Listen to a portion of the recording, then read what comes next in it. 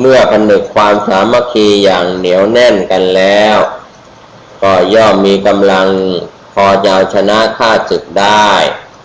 ดุจเชือกที่ฟันด้วยหญ้ายังใช้ล่ามช้างได้ความสามัคคีกับเชือกหญ้าบ่งบอกถึงความเหนียวแน่นไม่มีสิ่งใดจะมาทำให้ขาดสะบั้นลงได้คนมีกำลังกายน้อยถึงจะมีจำนวนมากก็ไม่สามารถทำอะไรได้ยกของหนักยังไม่ขึ้นยิ่งจะให้ไปสู้รบปรบมือกับข้าศึกศัตรูแล้วมีแต่จะถูกข้าศึกศัตรูตีให้แตกกระเจิดกระเจิงวิ่งหนีแทบไม่ทัน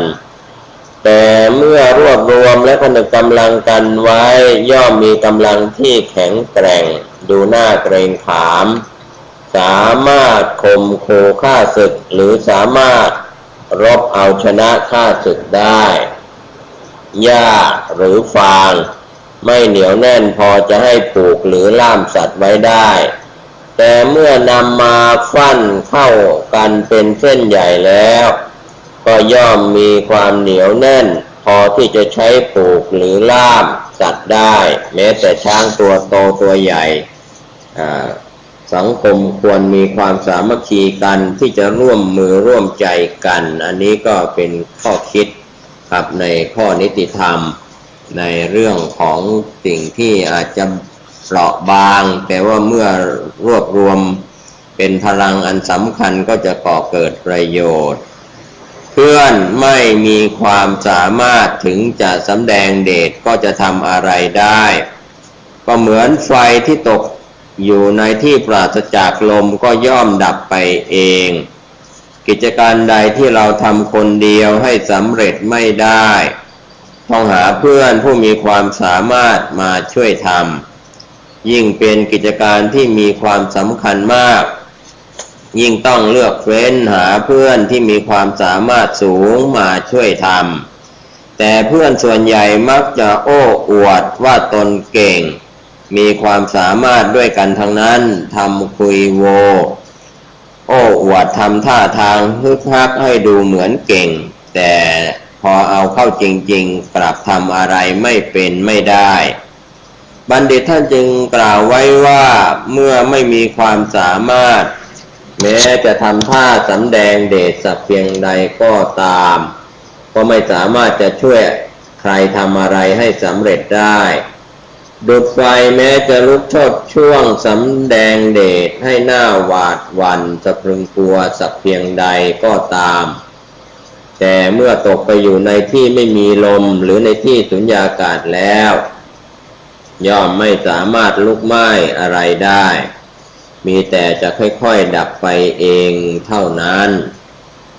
การจะทำกิจการใดก็ควรเฟ้นหาคนมีความสามารถช่วยทำจึงจะสำเร็จได้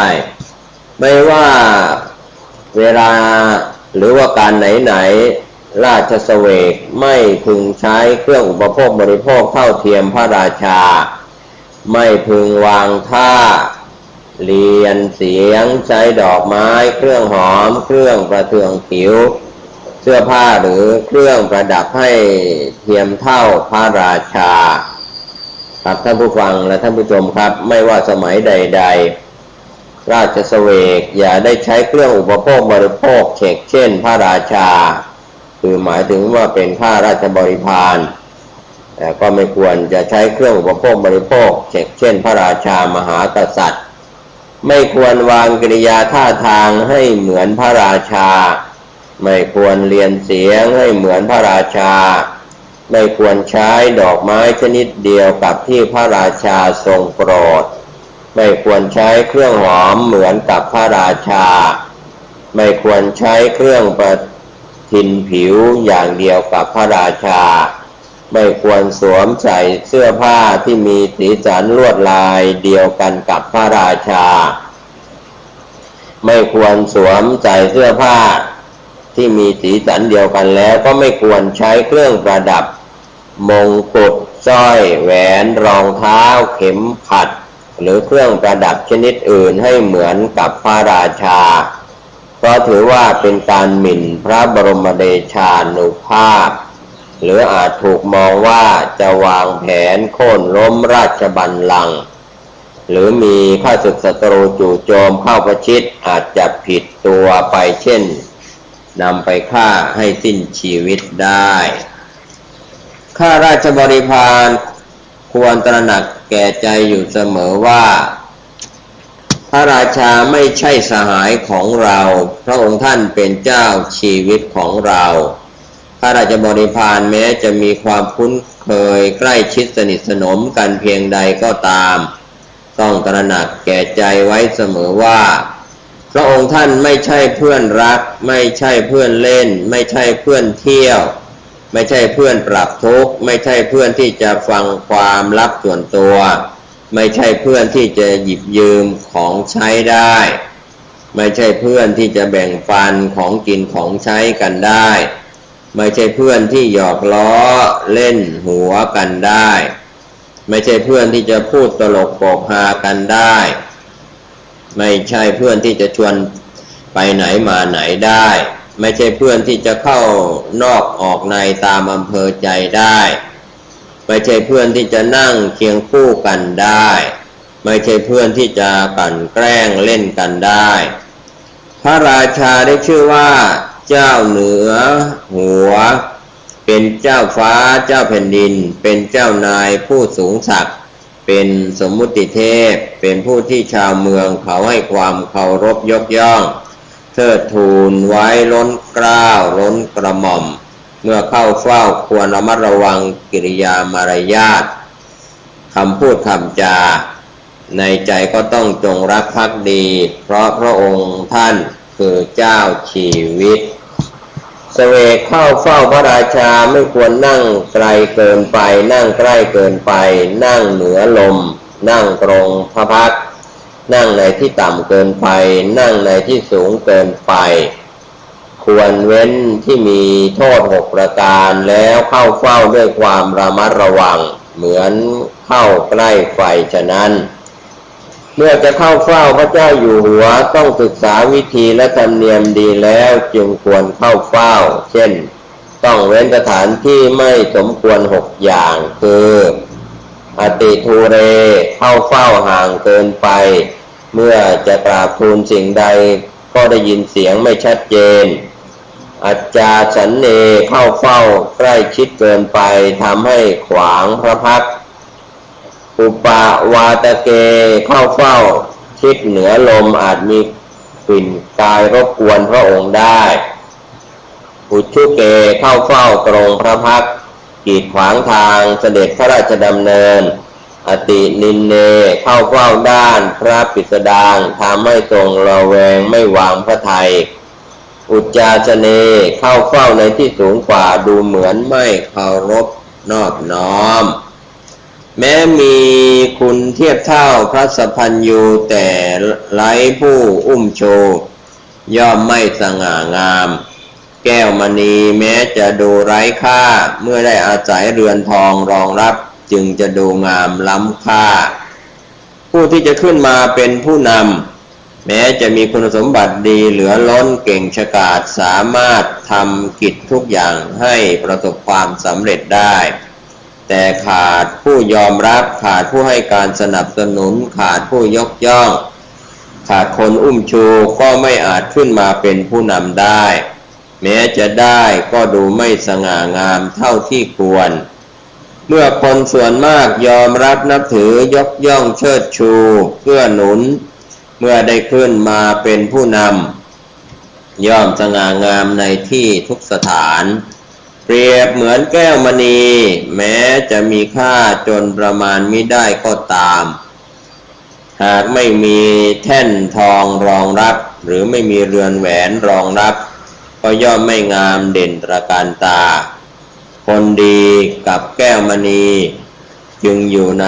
สถานภาพเดียวกันผู้มีปัญญาควรไตร่ตรองดูให้ดีครับก็เป็นเรื่องราวที่ชวนให้คิดกับเรื่องของนิติธรรมเหล่านี้ซึ่งโบราณอาจารย์บัณฑิตได้พร่ำสอนไว้ครับก็ถือว่าครูบาอาจารย์ที่พร่ำสอนไว้นั้น ก่อเกิดประโยชน์ในเรื่องราวต่างๆที่เราจะได้ศึกษากันแล้วก็นำไปคิดไปพิจารณา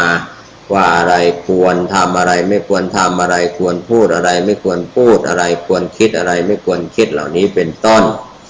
ซึ่งโบราณอาจารย์บัณฑิตนั้นย่อมคิดย่อมพูดย่อมทำในสิ่งที่ควรคิดควรพูดควรทำผู้อยู่คลุกคลีกับหญิงจะมีศีลแต่ที่ไหนนักกินเนื้อสัตว์จะมีความเอ็นดูแต่ที่ไหนนักเลงสุราจะมีสัจจะแต่ที่ไหนคนมักโลภจะมียางอายแต่ที่ไหนคนเกียจคร้านจะมีศิลปะแต่ที่ไหนคนขี้โกรธจะมีทรัพย์แต่ที่ไหนผู้มีคุณธรรมเป็นแบบอย่างให้สังคมยามอยู่ใกล้กับหญิงย่อมเผลอไผลทำตามความต้องการของหญิงได้ง่ายคนต่อคำออดอ้อนไม่ได้เพราะมารยาหญิงมี500 เล่มเกวียนแม้สิ่งที่หญิงทำนั้นจะละเมิดต่อศีลธรรมก็ตามผู้ชอบความรุนแรงชอบราชสัตว์จิตใจจึงขาดความเมตตาอ่อนโยนนักเรงสุราขาดสติสัมปชัญญะวาจาย่อมไม่น่าเชื่อถือคนโลภมากเห็นแก่ตัวเอาแต่ได้ย่อมไม่ละอายในที่ทุกสถานคนเกียจคร้านไม่หมั่นศึกษาหาแต่ความสบายจะมีความรู้ได้อย่างไรคนขี้โมโหโกรธง่ายย่อมทำลายทรัพย์ที่มีอยู่ให้ย่อยยับจนหมดสิ้นครับเหล่านี้ก็เป็นข้อคิดโดยเฉพาะเรากลับไปมองที่คนติดสุราคนชอบเที่ยวกลางคืนคนชอบดูมหรสพคนเกียจคร้านคนชอบเล่นการพนันคนชอบคบคนชั่วเป็นมิตรล้วนเป็นเหตุเสื่อมทรัพย์ทั้งหมดทั้งสิ้นคนจะเสื่อมทรัพย์เพราะหลงติดอบายมุขบ้างเพราะเกียจคร้านมีแต่ใช้จ่ายแต่ไม่ขวนขวายเพราะใจใหญ่เกินตัวทุ่มเทให้สิ้นเปลืองโดยใช่เหตุบ้างบัณฑิตท่านเป็นห่วงจึงตักเตือนกุลบุตรกุลธิดาทั้งหลายไว้ว่าคนติดสุราย่อมใช้จ่ายเงินทองโดยมิทันไตร่ตรองเมาแล้วใจเติบคนชอบเที่ยวกลางคืนย่อมทุ่มเทเงินทองเพื่อหาความสุขสนุกสนานคนชอบดูมหรสพย่อมจ่ายเงินจ่ายทองครับเพื่อหาความสุขสนุกสนานครับในส่วนของการดูมหรสพก็เช่นเดียวกันย่อมจ่ายเงินเพื่อเป็นค่าดูบ้างให้รางวัลบ้างแก่นักแสดงที่ถูกใจบ้างคนเกียจคร้านทำการงานชอบกินอยู่อย่างดีแต่ไม่ชอบหาทรัพย์คนชอบเล่นการพนันมือเติบพอมือขึ้นหน่อยก็ทุ่มเทเล่นจนหมดตัวคนที่คบมิตรชั่วชักชวนกันไปในทางเสื่อมเสียหรือหยิบยืมแล้วไม่ใช้คืนเวลากลางวันไม่ทันได้ดูให้รอบคอบไม่ควรนินทาใครและเวลากลางคืนไม่ทันได้ไต่สวนทวนถามให้ดีเสียก่อนก็ไม่ควรพูดถึงใครต้องระมัดระวังดุจพรานผู้หวาดระแวงภัยตระเวนไปในป่าดังนั้นในการที่เราจะทำกิจการใดๆก่อนจะพูดคำใดออกมาควรไตร่ตรองพิจารณาพินิจพิเคราะห์ให้ดีก่อนว่าอยู่ในสิ่งแวดล้อมอย่างไรเพื่อไม่ให้มีปัญหาตามมาภายหลังเช่นกลางวัน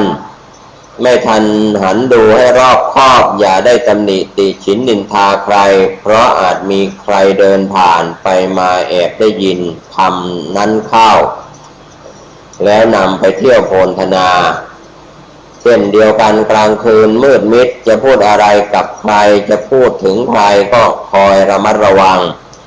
เพราะว่าใครผ่านไปผ่านมาก็มองไม่เห็นยิ่งเป็นความลับยิ่งต้องระวังให้มากขึ้นสรุปแล้วไม่ว่าจะเป็นเวลากลางวันหรือกลางคืนก็ตามครับท่านผู้ชมและท่านผู้ฟังครับการพูดถึงคนอื่นในทางเสื่อมเสีย ย่อมไม่ควรทั้งนั้นเพราะหน้าต่างมีหูประตูมีตาประดุจพรานภัยออกไปล่าสัตว์ในป่าใหญ่ไม่อาจรู้ได้ว่ามีสัตว์ร้ายชนิดใดแอบซุ่มอยู่เพื่อทำร้ายตนจึงค่อยๆย่องด้วยความระมัดระวังหันมองไปให้รอบคอบคน5 จำพวกคือคนมีทุกข์ร้อนคนป่วยไข้คนหลงคนมีหนี้สินล้นตัวราชเสวกที่รับใช้ใกล้ชิดแม้จะมีชีวิตอยู่ก็เหมือนตายแล้วเรียกว่าตายทั้งเป็นบุคคลผู้อยู่ในสถานการณ์ลำบาก5 ประเภทก็คือคนมีทุกข์ร้อนย่อมไม่มีอารมณ์อยากได้อยากดีแล้วมีแต่ความร้อนอกร้อนใจลุกลี้ลุกลนทำอะไรไม่ถูกหงุดหงิดเคร่งเครียดคนเจ็บป่วยมีความอ่อนแอทั้งร่างกายและจิตใจอยู่อย่างสังกระตายหดหู่เหี่ยวแห้งน้อยอกน้อยใจที่ไม่มีใครเหลียวแลคนหลงขาดสติสัมปชัญญะสะดุ้งตกใจหลงเชื่อคำของคนจนสิ้นเนื้อประดาตัวหวาดหวั่นระแวงกลัวไม่กล้าทำอะไรไม่กล้าตัดสินใจคนมีหนี้สินล้นตัวกังวลกระวายใจกลัวจะถูกฟ้องร้องขึ้นโรงขึ้นศาลข้าราชบริพารถนอมงานใกล้ชิดระหวั่นพรั่นพรึงว่าเหนือหัวจะรับสั่งอย่างไรทั้งระมัดระวังประมาททำอะไรไม่ค่อยจะถูกบัณฑิตเมื่อเห็นภัยตั้งแต่ยังมาไม่ถึงย่อมหาทางหลบหลีกเสียแต่เนิ่นๆเมื่อเห็นภัยมาถึงแล้วก็ไม่ควรครั่นคร้ามใช้ศัพท์ในสมัยใดๆก็ใช้ได้อยู่เสมอว่ากันไว้ดีกว่าแก้สำนวนนี้ยังเป็นอมตะการรู้จักป้องกันปัญหาข้อผิดพลาดตั้งแต่เนิ่นๆย่อมเป็นผลดีเพราะพลั้งพลาดไปแล้วจะแก้ไขลำบากบัณฑิตทั้งหลายมีความรอบรู้หมั่นสังเกตสภาวะทางธรรมชาติบ้างสังเกตดูผู้คนบ้างสังเกตดูสัตว์เลี้ยงหรือความเปลี่ยนแปลงทางธรรมชาติบ้างเมื่อเห็นว่าจะมีภัยหรือเห็นภัยจะมาถึงก็หาทางป้องกันไว้แต่เนิ่นๆเมื่อเห็นว่าไม่มีทางจะป้องกันได้ก็หาทางหลีกเลี่ยงตั้งแต่ภัยนั้นยังมาไม่ถึงแต่เมื่อภัยมาถึงเข้าก็หาวิธีป้องกันแก้ไขไม่ได้หรือหลบหลีกหนีไม่ทันก็ไม่ตระหนกตกใจไม่หวาดหวั่นไม่คลั่นคล้ามก็มีความหนักแน่นตั้งสติให้มั่นค่อยคิดหาวิธีแก้ไขหาวิธีผ่อนหนักให้เป็นเบาครับก็ค่อยๆสะสางไปทีละน้อยทีละน้อยไม่ปล่อยปละละเลยให้ลุกลามเมื่อทำได้อย่างนี้เรื่องร้ายก็จะกลายเป็นดีปัญหาที่ได้รับการแก้ไขก็จะเข้าสู่ภาวะปกติไม่ยากนักครับก็เป็นเรื่องราวที่ทำให้เราได้คิดได้พิจารณากันสิ่งใกล้ตัวควรคิดควรทำก็เรื่องนี้ถือว่านำมาแบ่งปันให้ท่านได้คิดได้พิจารณากันในฐานะที่ท่านก็เป็นคนมีสติสัมปชัญญะมีความคิดความอ่านสามารถคิดได้ทำได้คนชอบนอนคนประมาทคนมีความสุขแล้วคนมีโรคประจำตัวคนเกียจคร้านคนโลภมากคนชอบทำแต่งานคน7 จำพวกเหล่านี้เป็นผู้ไม่สำเร็จการเล่าเรียนคัมภีร์อาจารย์จะสอนเก่งสักปานใดก็ตาม